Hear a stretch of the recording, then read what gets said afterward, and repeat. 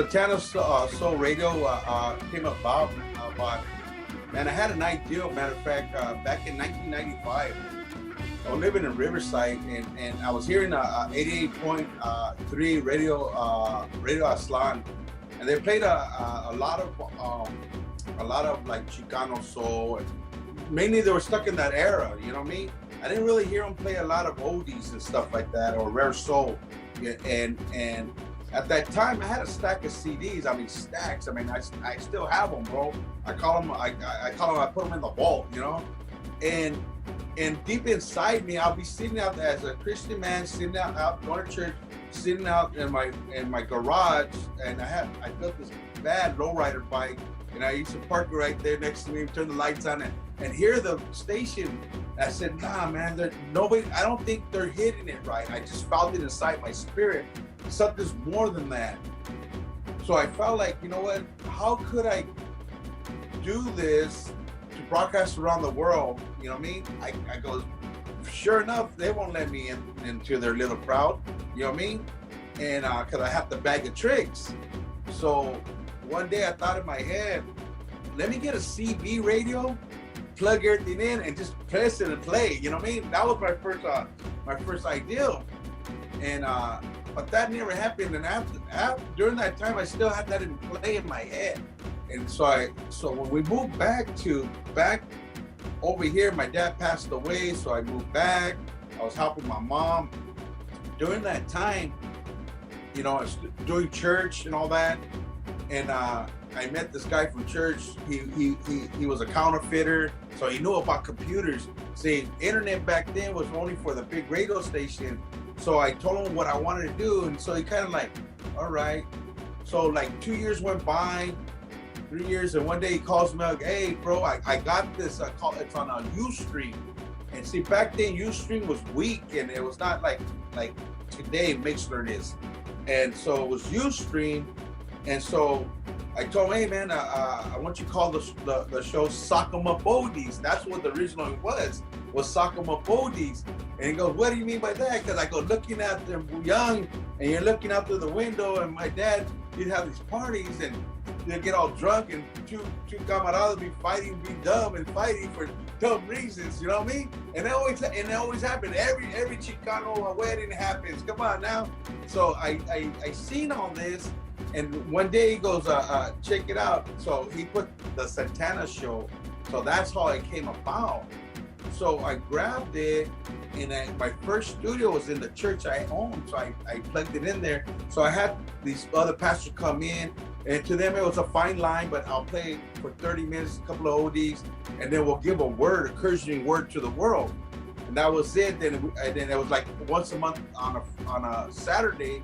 Then I went twice a month on a Saturday, and then I lost the church building because they were building the freeway, the 5 Freeway, the wideness, so they took out the whole building.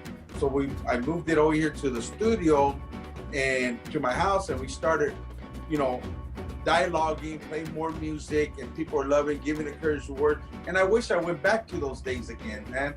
So that happened, and then one day I call him my son. Right now he's behind the walls right now, but my son George, he's the one brought IG to my attention, Instagram. He was telling me, hey Pops, have you ever done Instagram? I go, I don't know computers and all these gadgets, you know, I can barely even read Facebook. I go, and he goes, nah, let's hook it up on IG and let's see what it does. And so we hooked it up on IG, and the first week we played up. So we started playing every Friday night now. So the first Friday night, like 200 people hit, and then the next Friday, another 200 or 300, and like in a month, it was over like 2,000 or 3,000 people. You know, I said, wow, man. And so that's how we started taking off on IG. And at the time, we still had Ustream, and then I switched over to Mixlr because Ustream had a lot of problems, which I like Ustream because Ustream you can use a live camera with and all that.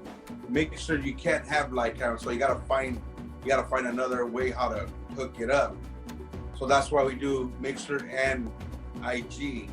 So that's how that started. So reality, George set that up, and we started taking dedications, people from Tejas, from all over, and it just started growing and growing, and here we are today. It's like really like out there, really out there. Yeah, you know what? Every time we turn on, and more fans keep on coming through, new people, and it affected my life in a good way because I felt like I'm doing the right thing. I'm introducing rare soul music to the world where it's been hidden only in certain places, or you only can play that kind of record at a certain place, and only if you're invited. What I've done is I opened up the floodgates, like Bruce Lee opened up Kung Fu. I've done the same thing. Does a lot of people agree with it? Maybe not. You know what I mean? But I believe that the world needed to be introduced to this rare soul music, and give all the collectors credit for collecting the records, because those records don't cost a penny. You know what I mean? And I always said to me over the station, I don't care if you pay $1 or $10,000. It's a rola, you like it, that's all what matters. You know what I mean? So for me, for me to see how the show's doing so good, I'm grateful, but I'm grateful for the fans for making the show the way it is. The biggest gig I ever done was once again was Frisco's with Larry Collins and a bunch of other cats were there, and we had the 66 family there. We had a bunch of people, came out and spin at the show, and but it was crazy because this was the first gig really we've done that, okay, let's just do it. We thought maybe a few cars and play some rolas, and we're up on top of this big stage and looking down at everybody, and you see cars coming in, they're parking them, more coming in, and before you know it, before you turn around, before you know it, and we're broadcasting it live too. We're telling people, if you're out there, come on down, blah blah blah. So before you turn around and you look, oh my God, this place is super packed. You talking about, you got everybody around, even bikers. You got everybody you can think of that's there. Cars that have been on magazines were there. People are telling me, hey, we can't come in because they blocked the freeway from Azusa and from, I think, Fullerton. It was blocked. You couldn't even go down Gale Street to come in because it was so packed that by the time it was, I think, 9 o'clock, the sheriffs came in and said you had to break. They broke it all up, helicopter, circles. I mean, we didn't know this thing was going to be that huge. It was so huge, man. You're talking about almost 2,000 cars, bro. 2,000. You know how many people there?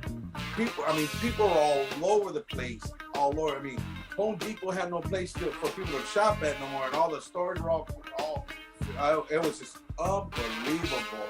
But that was one of the biggest shows we've done, man. In the soul scene, there's a lot of miscommunication in a way. Miscommunication because, a lot of us probably are ex-gang members because the music comes from the barrio, okay? And in the Chicano world, you'll remember us Mexicans are prideful people, man. We're not gonna take nothing from nobody for no race. That's how we are. That's private, and we bring that with us. We bring that luggage with us. So we change out of the neighborhood. Not saying going away from the neighborhood, but we go into something else. But we still carry that luggage with us. You know what I mean? And so in the soul scene, it's like, and even in the funk scene, because there's a lot of funksters out there. Well, I got the rarest funk or this and that. And it all depends on your crowd. Again, party crews back in the 80s, same thing. So nothing really changed, just the package changed, that's all. So in the soul scene, yes, there's a lot of conflict. Because somebody said, well, I got the record, you don't have this record, but I have this record. You can't get this record and all that. And so they feel proud what they have because they'll spend $2 or $3 grand just for to have that record to be recognized. I have this record and all that, and hats off to that. But it's a little bit of how you say it? It's a little bit of little skeptical. You know what I mean? You got to watch what you say. You know, or who you try to put down. All these things because it comes right back. You know what I mean? And a lot of times, a lot of people get their words mixed up. They don't really mean it like that. A lot of texting going on, whatever. And the main thing when somebody says something, get it from the horse's mouth. Don't get it from somebody else's. And that's what starts a lot of conflict. The issue with a lot of great collectors, which I respect them. You know what I mean? I respect them for being collectors. I mean, solid collectors. I respect them. I don't really respect what some of them what they do when they downgrade other collectors coming up. Oh, that's a repress. Oh, that's oh, I heard that one. Oh, I had that one. Oh, that's in my box. Or all these things. And what you're doing, man, you're downgrading the people that they idol you as a collector. They're idling you, man. And you're downgrading these people who worship of you, I mean, I could name some big giant names and all that. And I can name some other people where, well, that person was like my number one, but I don't like his attitude, or I don't like the way, they walk in and there's some kind of big shot, or, for whoever, if it's a he or a she, because there's a lot of great she collectors out there right now too. You know what I mean? So that was those little issues I have to deal with sometimes, and all that. For me, I'm always for the underdog because I know what the great collectors have. I know what they have, man. And when they come here, they play, man, they know what I like. And they'll drop that stuff. I like crossover and they're dropping. And they know me. It's hands up. Yeah, boy, take it home, But I feel like some of the collectors should reach out to these other young generation collectors and give them some good advice. Instead of tearing down the soul house, build a soul house. Build it up, you know what I mean? And anything you do, if it's soul music, lowrider cars, life is a competition. If you're an artist, life is a competition. Why? That's our nature, I guess. That's our nature, you know what I mean? So, yeah, it's a doozy, man. All the fans out there, once again, with all my heart, my soul, man, thank you very much for being beside me through the good times and bad times, hard times, and I'm grateful for you making the show what it is. It was not I just had an idea, but it's you who make the show for what it is, and looking forward to meet new fans too. Those looking forward, and I'll again, whatever I can do, you let me know. I'll do the best I can. But once again, I just want to thank all you fans out there, all of you out there. Your words not going void with me. I thank you so much for what you have done for Santana Soul Radio. Thank you. Be blessed. If you ever want to look me up on Mixlr, Santana Soul Radio, Mixlr.com, or go to IG Santana Soul Radio.